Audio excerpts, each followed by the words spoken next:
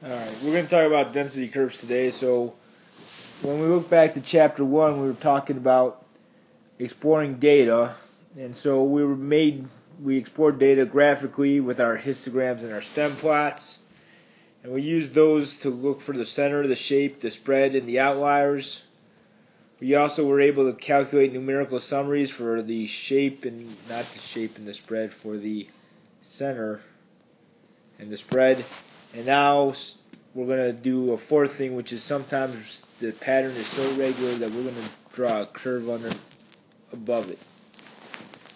So, let's take a look at one. Alright, so here we have a probability, not a probability, a relative frequency graph, and we'll just call this number of donuts ate by teachers, because we love our donuts. So if I wanted the probability that x is less than or equal to 5, I would basically take up all of these boxes and find the area shaded, which may be around 0.42.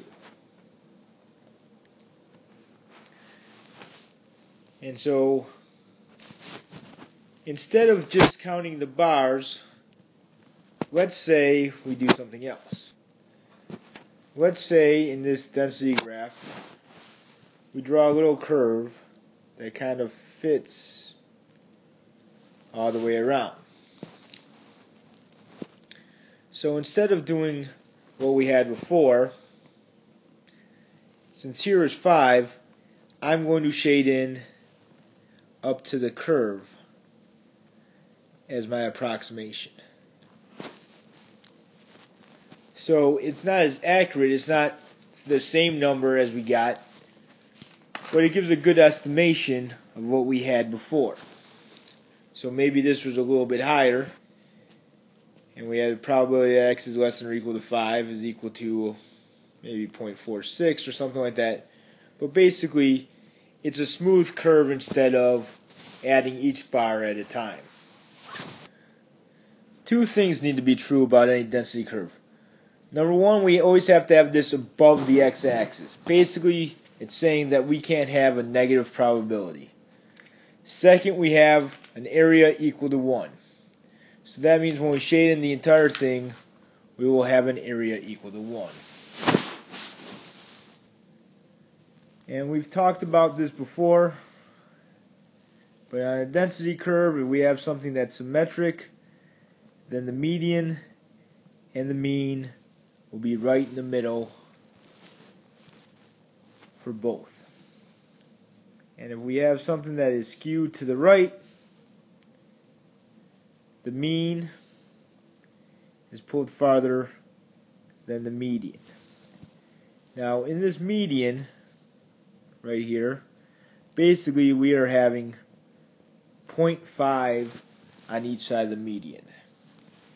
The mean is the balance point, which means that if I were to have this on a teeter-totter and we have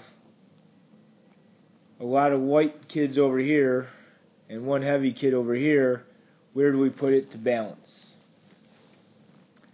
And so we can talk about that in class more. Alright, and I've been kind of talking about means before, but this is the first section where we're actually going to use the mean as mu, and the standard deviation we've talked about as sigma, and that's going to be the mean and the standard deviation of a density curve. Okay, x bar is for a sample when we have so many tests, but mu and sigma are what we use when we have the entire population of a density curve. And I believe that's going to be it for this particular section.